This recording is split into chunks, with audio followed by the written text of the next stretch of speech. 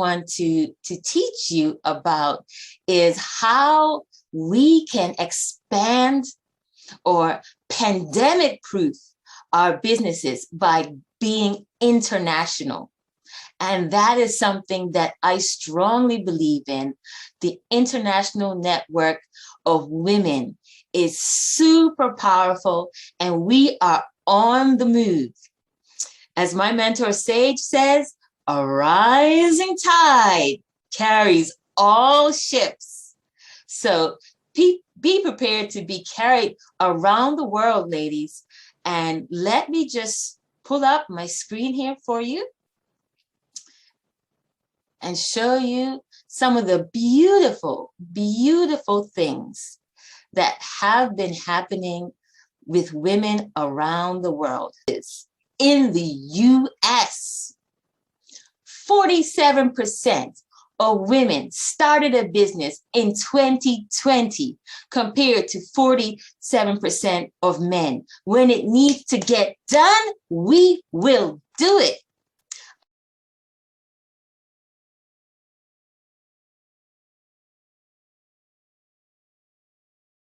I'm just going to read now because this is worth reading, ladies. This is worth taking it in, breathing it in. This is inspiration. 62% of women business owners are between the age of 40 and 59 years old. More than 9 million people are employed by women-owned companies. And these stats are just for the US alone. Women of color are responsible for 89% of newly created businesses in 2019. Hispanic women-owned businesses grew by 172% in the last 10 years. That is something to really celebrate. I'm so happy, ladies, to hear all this movement is happening here and around the world. Let's get some music going. DJ, strike up a beat. Power is not given to you. You have to take it. And I'm going to explain that a little bit more. You do not have to take it from another sister. You take that power for yourself. You can keep playing the music, that's fine. You take that power for yourself because we have a world right now that is sick. And I'm not just talking pandemic sick. The world is sick and in need of healing, and we women can bring that healing to the forefront if we're ready to take the power that has been given to us. Well, this is a key factor to branding your business today, is getting comfortable with putting yourself out there. So I am going to talk to you about 4 strategies for doing that. They have a strong brand presence. And notice their face is in that presence. Because when people go on social media to learn about our brands, they want to know us. It's the time where we cut out the middleman. You don't have to go to the office. You don't have to put on a suit. You don't have to ask some guy for a job. You don't have to spend hours putting up your resume. You, at the click of a button, can be seen and heard by millions if you create that unique and powerful brand presence. So it all starts here. Putting yourself out the door. And if you're in my age bracket, you know about the Flintstone. He used to put that cat out the door every night, and that cat would just jump, well, Sabretooth would just jump right back in the window. And that is how a lot of us feel when it comes to sharing our brand message online. We want to just run back inside where it's safe and warm. We do not want to put ourselves out there. I'm saying we because I felt the same way. I have been a public speaker since I was the age of 13. If you've got the workbook, you can read a bit about my bio and skills. But I remember that first day that I was told to give a speech. My heart was in my mouth. And because of the negative press over the last decade about Facebook and social media, I promised myself I would never, ever put my face on Facebook. Okay, so I've come a long way, and so have you. This is what is needed. Get yourself out there so that people know who you are and people will respond to you. They will. They're going to love you when they see who you are authentically being yourself.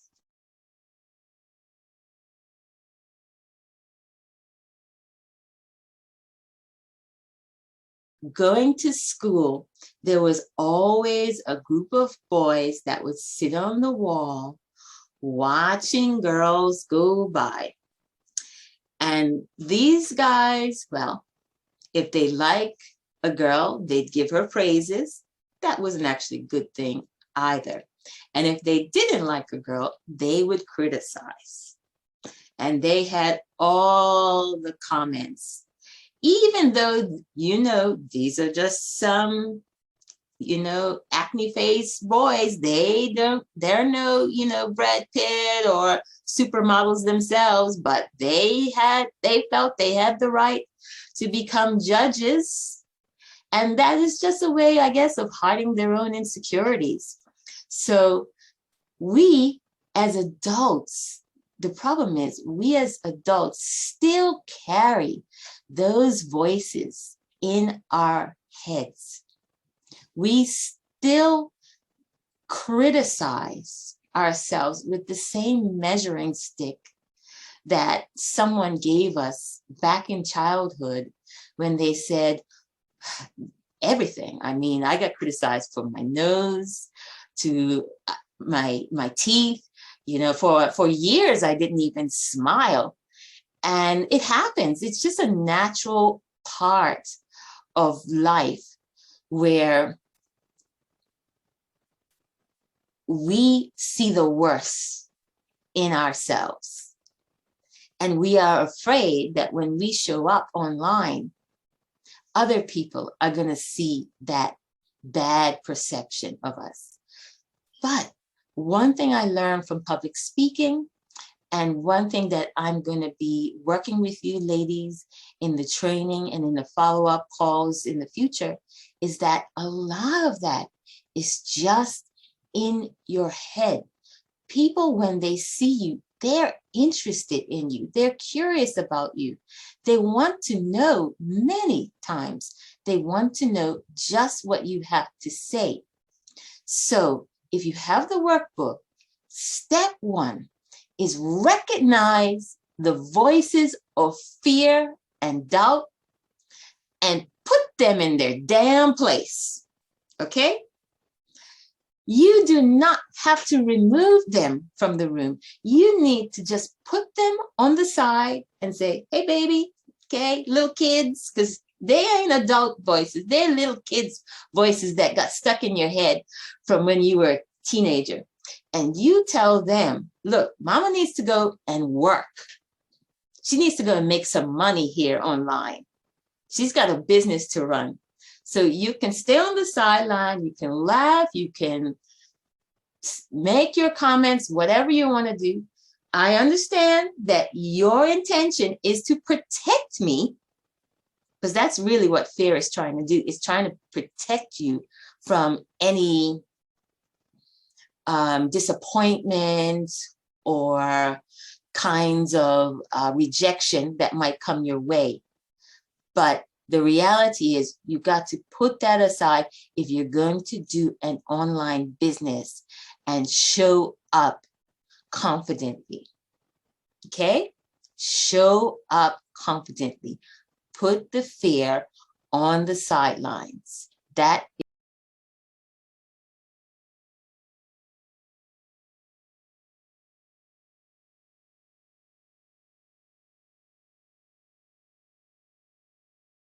think about that when you create your brand. Don't worry about getting it perfect, but before you get it to that level, find a place, and that is the place that I will be creating in my group, is that place to create those imperfect practices. And that is something that is super important. Sisterhood. I want to take a moment to go more into this. You see, some people see sisters in the group. We have been all working together in the sisterhood rocking business. So many of us have been able to experience and see what other people are doing and get really encouraged with that. But sometimes there can be a tendency to have let a little competition creep in.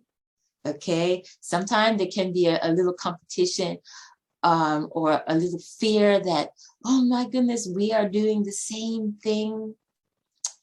Let me keep you assured, 100%, ladies, no one can do it the way you can do it. We all bring our unique knowledge and experiences.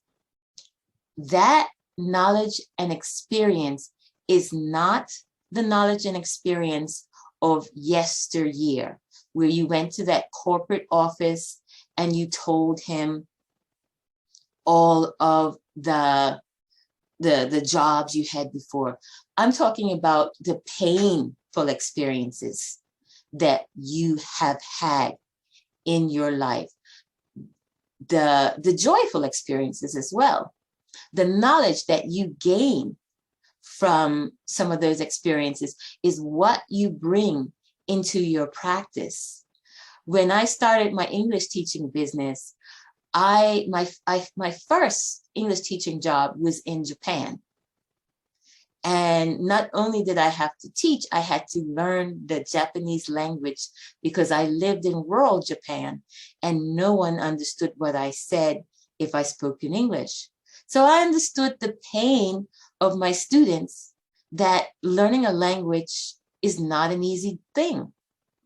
And you understand in your unique field the pain that you went through. And some of that is going to help you craft your unique business message because you will be able to speak to that in your clients. So there is no need for competition here. If I am able to help 1 billion women, you are able to help another billion women and another billion women. And if we overlap, there is so much healing that is needed in the world. Cut the competition out. That is childhood business, ladies. If you are here, and that's one of the things I said before this talk, if you are here with a heart to genuinely help women, this sisterhood is for you. We can do this together. And I will talk more about that later in the rest of the 5 days. Step 3, and this is also super important step, recognize the great loss to the world. Just what I said, 1 billion women are out there. I like to level it out. I could say million, but I'm going to put it up high. I'm going to say there are 1 billion women out there that could need to hear your message or need your service to improve their life. or just to make them aware of the suffering of others, if that is something that you are coaching in.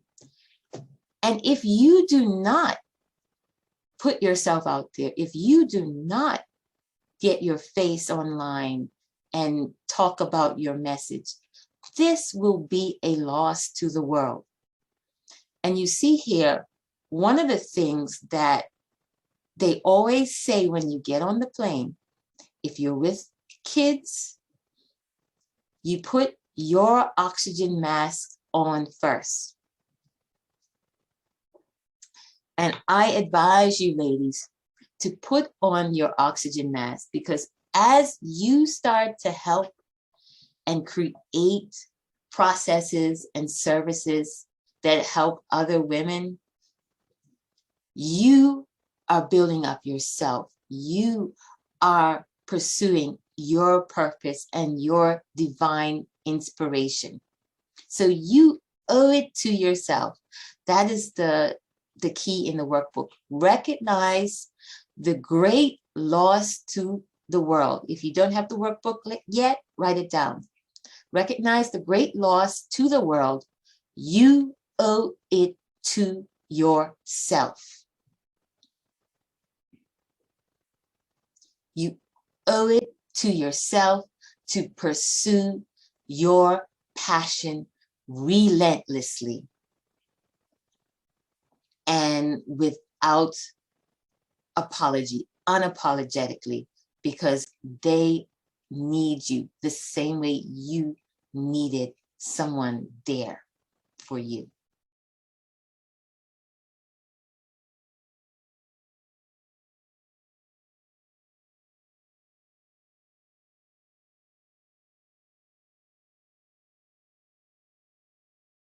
I remember having a chat in one of the clarity calls with a lovely lady who talked about weight loss as her message for her clients. She wanted to help clients with weight loss. And during that talk, we started to dig in deeper, and she said certain things like having a healthier body and mind. And yeah, we said, yeah, okay, yeah, I want to do that. Everybody wants to do that. And she looked and said, you are not my client. I said, whoa, what happened here? So talking to her more and deeper, and this is what I do with my clients. I give them all the time they need to talk, and I listen. It turns out that her business was not about just weight loss. She wanted to help people who struggled with obesity. Okay. She wanted to help them get the right mindset and the healing that they needed in order to lose weight. The healing started first, and then, the physical was an after effect of that. And I thought, what an incredible and amazing business. But because she wasn't ready to not, and this is a problem, she wasn't ready to put herself out there fully and say the word obesity. I even crafted a title for her, Obesity Warrior, because that is a struggle. When you walk outside and everyone in the world has a comment about the way you look, that is a huge struggle that no one should have to suffer with. So we talked about her message, and she kept going back to the mainstream of weight loss titles, which is what is popular to YouTubers and other people on social media. And I said, be very careful that your message does not come across as something that is for the general public. Moreover, for teenagers, because when I go on YouTube and I see a weight loss video, I see 12-year-olds talking about I'm too big, and they haven't even fully developed yet. So mainstream can attract a lot of people. I was even told to mainstream my message. I had a developer who created a website for me that looked like the National Library of Science. And he said, this is the kind of website that English teachers have, and this is what you need. I said, this is where my first inspiration came in 2 years ago. I want my face on my website. And those people that want me will come to me. And I will be willing to wait for them. Can I get a little hell yeah, ladies? Yeah. And I go, hell yeah. Oh, Natalia, I would love to see your face. Hell yeah, ladies. Let those people that want you to come along and be your tribe and fully support you. And everybody else, they'll find some Library of Science person to go to, but that is not authentically you. Bring you to the table. Do what you love. Make your imperfect, perfect mistakes. This is what sisterhood is for.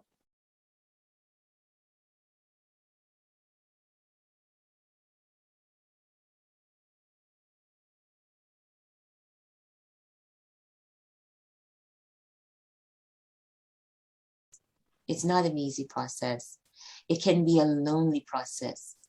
But again, what I firmly believe in is the sisterhood. So when we are moving forward in our entrepreneur journey, we can move forward together. If tech is not your thing, don't stress. There is someone out there, whether it be on a freelance website or whether it be in the group, and I can point you in the right direction to finding the resources you need. My master's is in education technology, and at that time, I downloaded over 40 different apps to test them. None of them work perfectly. Tech has a mind of its own, and if you let it, it will turn you into an entrepreneur tailspin, trying to get it right. And that is what I told the ladies in my tribe. Focus on your message. And when you get your message right, everything else will fall into place. There are men and women around the world just waiting for you to press the button and tell them, hey, set this tech stuff up for me. That does not have to be your job. It's good for you to learn it so that you can hire that person and you don't get ripped off like me and many others have been. But at the end of the day, when it comes to perfecting your setup and your invites, Facebook invites, Eventbrite, whatever it is you're using, there is someone else that can do that. So don't stress about the tech, please. At the end, let's remember that perseverance is my motto. This is from Madam C.J. Walker. Can I have some music, please? Madam C.J. Walker, the first American female entrepreneur, an African American of a female.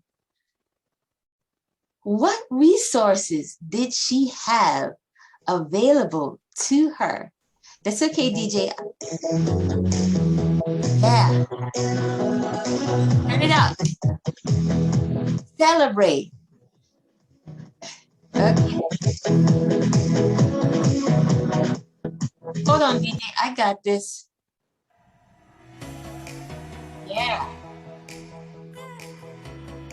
Let's celebrate. Perseverance is my motto. Even if I can't hear you, mute for a minute. Say it together. Perseverance is my motto. Let's get everyone unmuted.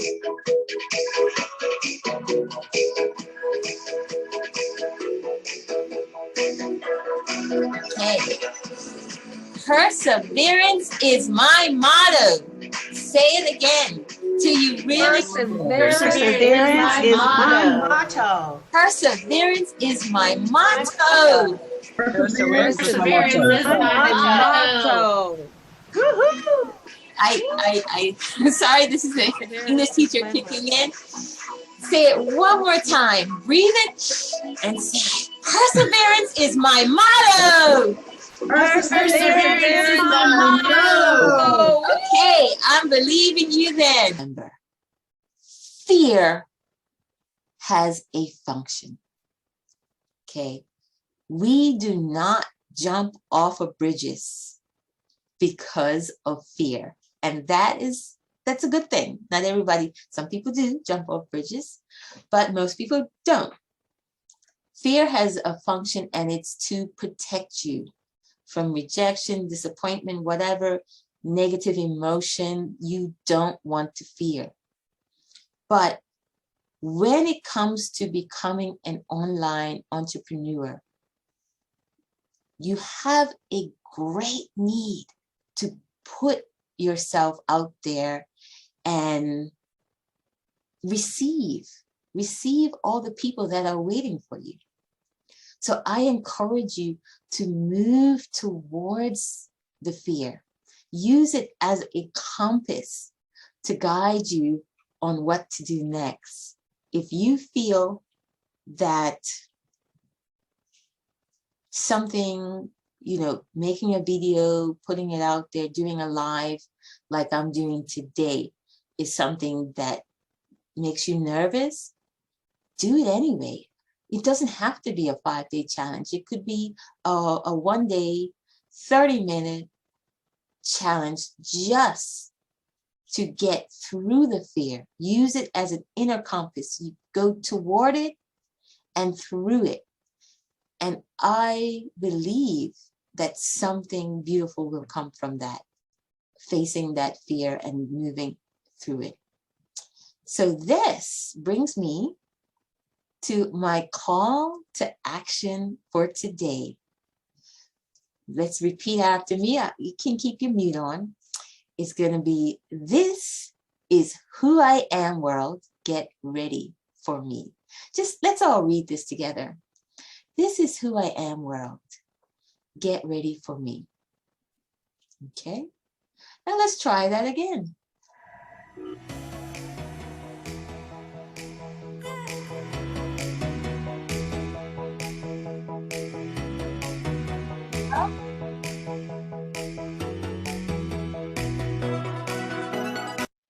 This is who I am, world.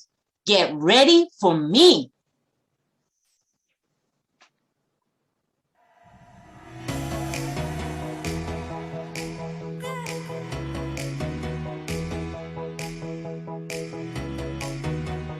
World is waiting for you, ladies. 1, 2, 3. Hell yeah, ladies. Woo!